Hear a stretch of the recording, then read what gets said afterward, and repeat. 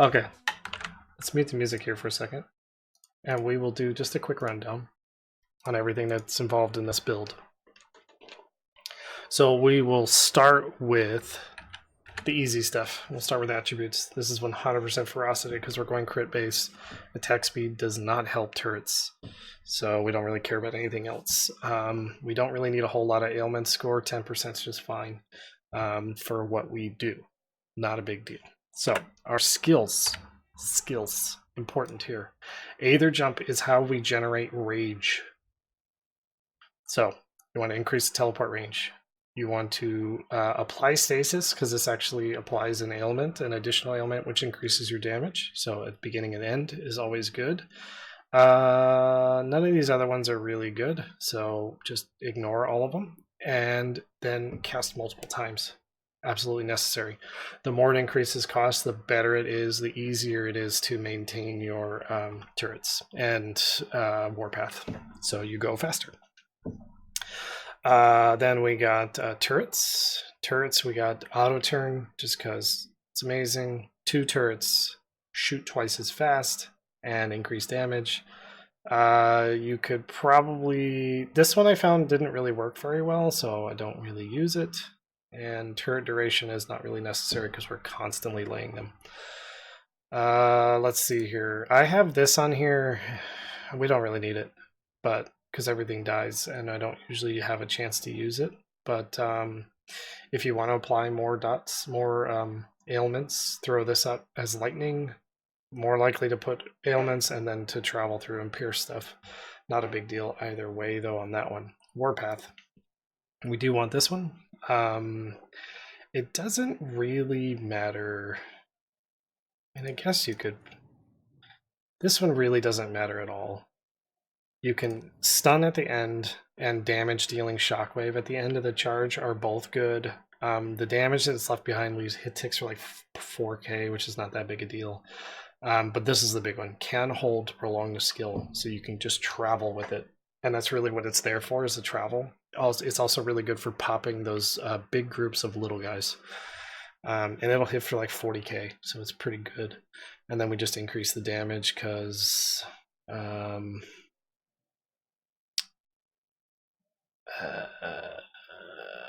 it doesn't really matter. Increased speed I found is actually harder to use because it's harder to aim and go down corridors that are pretty small. The other thing that we're using is Winter's Grasp, and the reason why we want to use this is because the stun. The stun is just awesome. So we want to increase the area effect.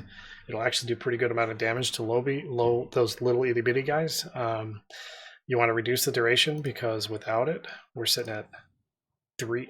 That's a 3.5. It cuts it in half. That is insane. So it brings it down to 3-second cooldown. This is mandatory. Increased damage.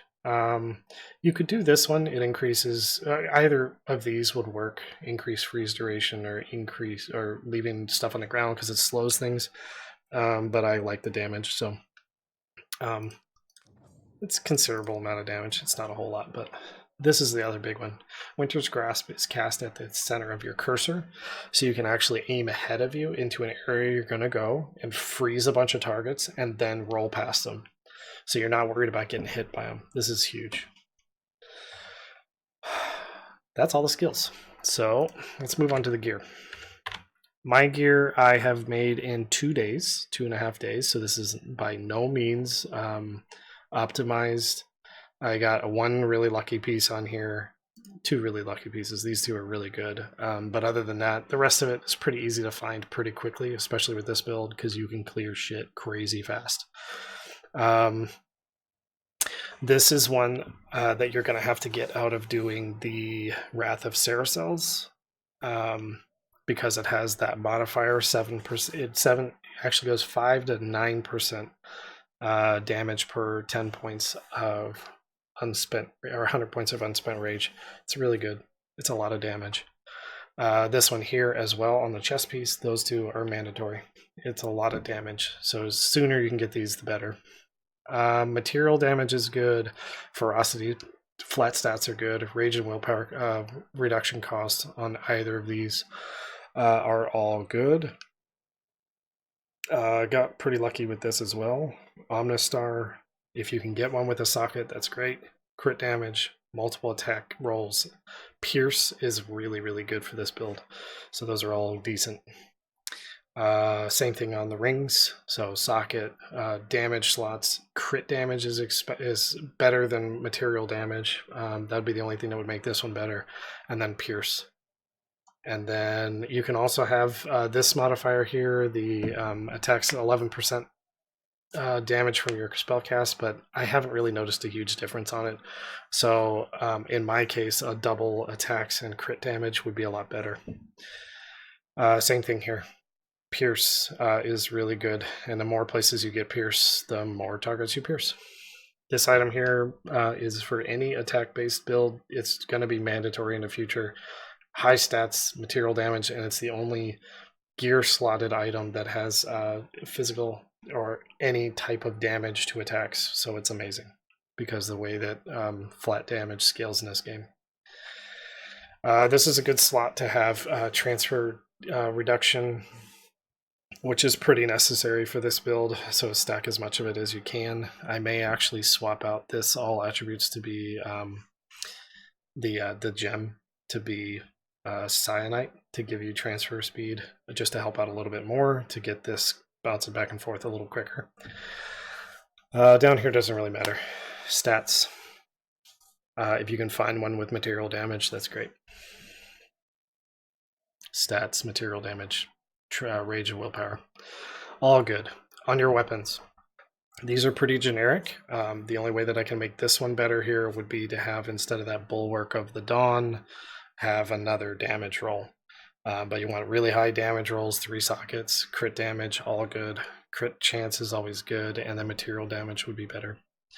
On here, same thing, material damage would be better, and then crit damage. That's really the only thing I care about on here, and then multiple sockets. If you can find one with 3 support sockets, it's way better than having one with defensive sockets like I have here. I have 2 defensive sockets and a support socket.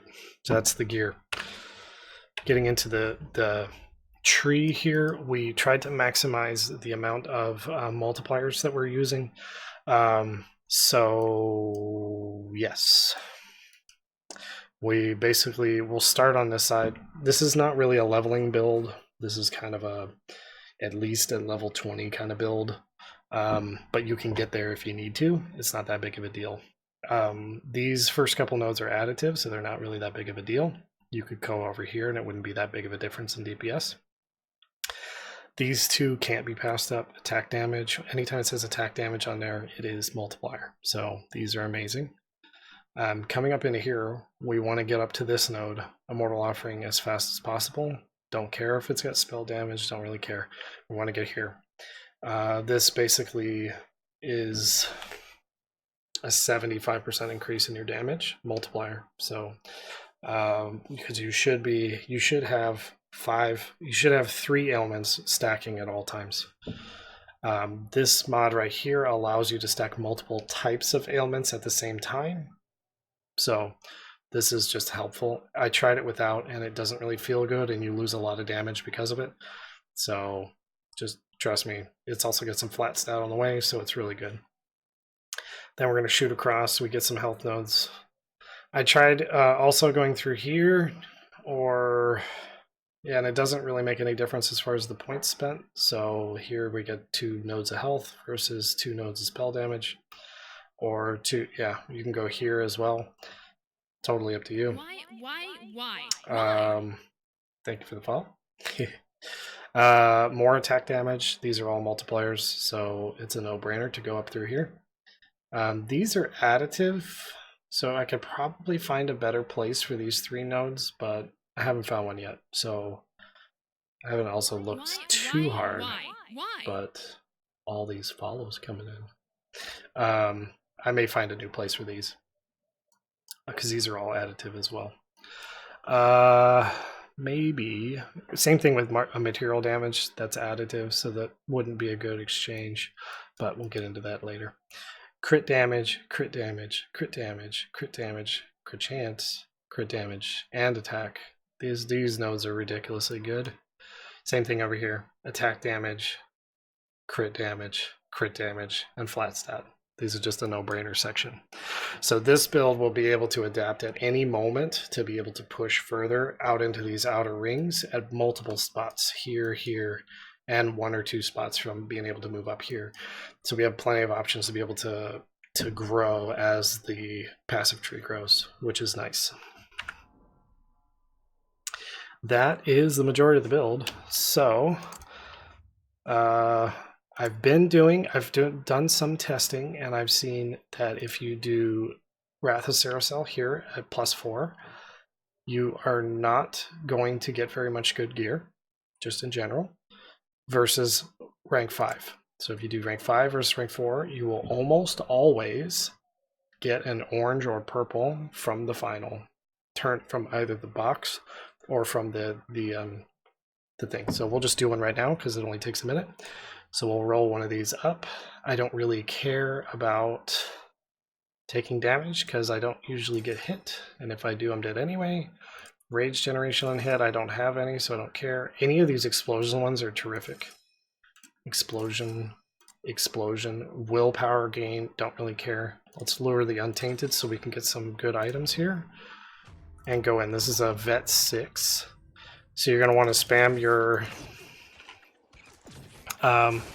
spell abilities right off the bat and then get moving in here. And you can see once we get moving, I just drop a turret, I teleport, and then I go. And at some point, my Aether jump is going to be too expensive, and that's when I use Warpath.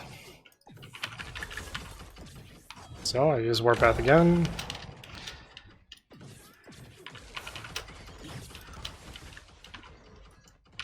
So we use Warpath again, blow out an entire group. Anything that's scary, I pop up a Nova on it.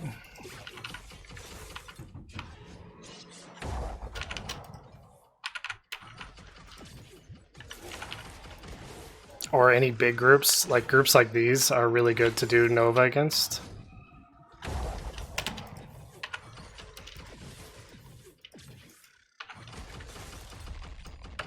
Ah!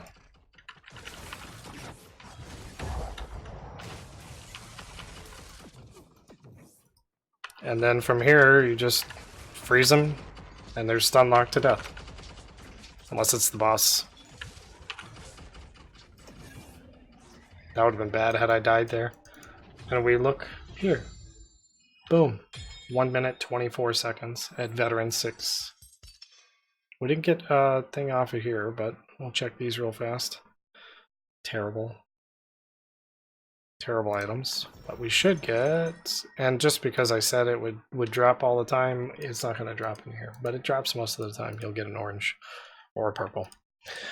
So, yeah. That's it. That is the build. So we'll come over here, we'll run another one just to spite it, because I'm pretty sure it's gonna... Okay, explosions. Explosions. Explosions. Aether resistance, I don't care about.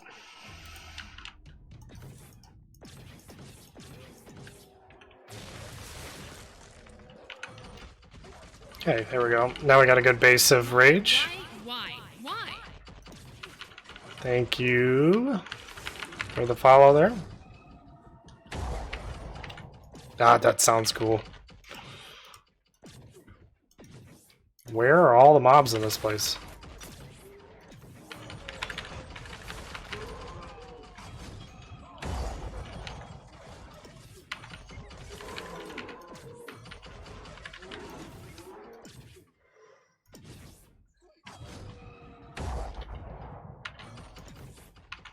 I think the shockwave is actually fucking up where the damage goes.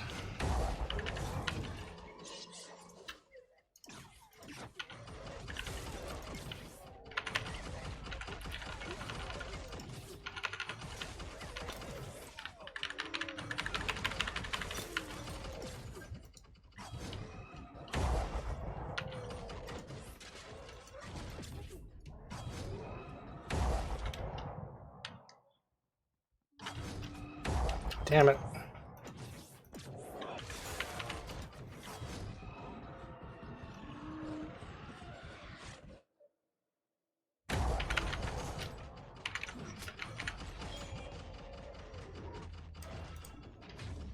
That was pretty good. 128. The lowest I've gotten is 104. Boom, there we go. It's a terrible one, mixed, but with... God, that sucks. I wish that was...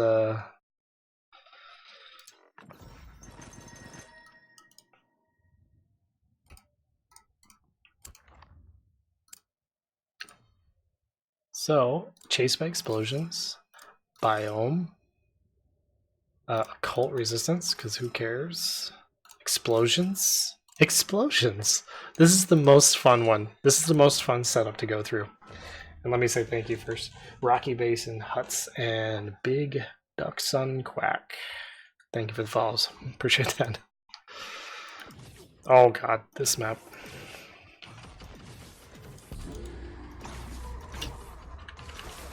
This map generally has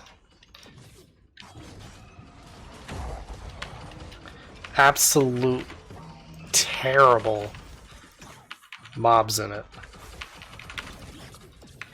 Yeah, these jumpy guys at high, I just got done doing a champ 6 with this build. They literally, those little guys who jump, fucking one-shot you. Oh my god! That was a boss level guy. Jeez.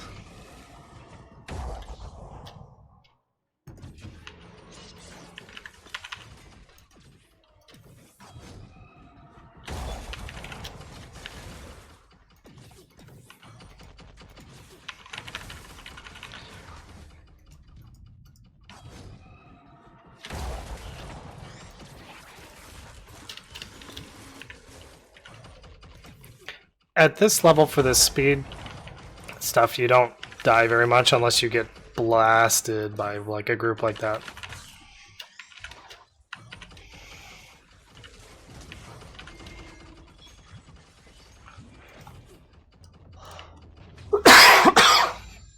Excuse me. 128. Not bad. Oh, yeah, okay. Terrible. Terrible rain. Good helmet just now for this build.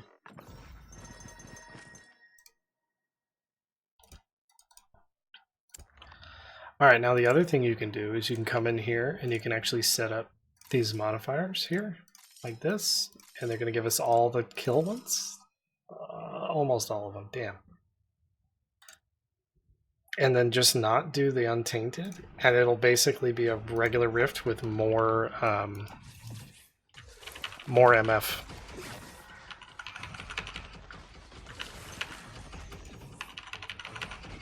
Not basically, it'll be more MF.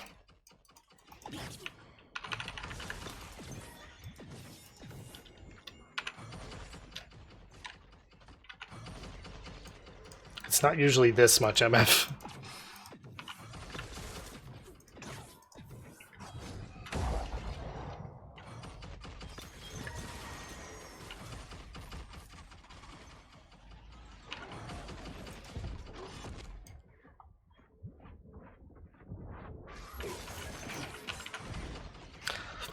I meant to dodge roll, didn't happen.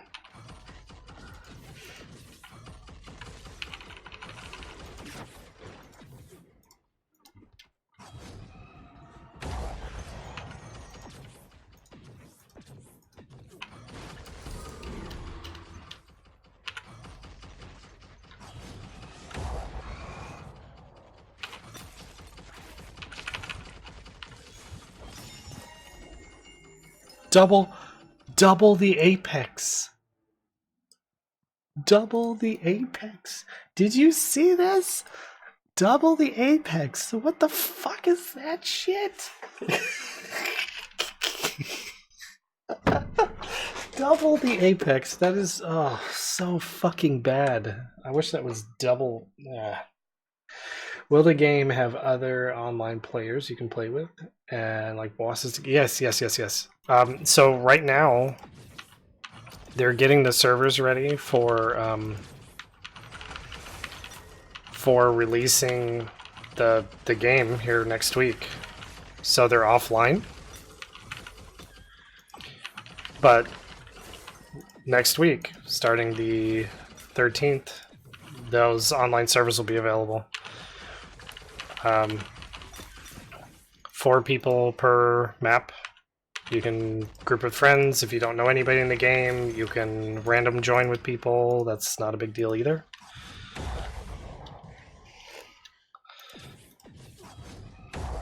No. Let's go back and warpath this boss. That is not at all what I'm trying to do.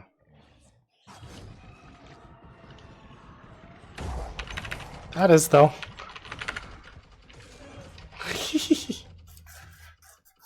Trading is very much like D2. It is just open trade with somebody and trade.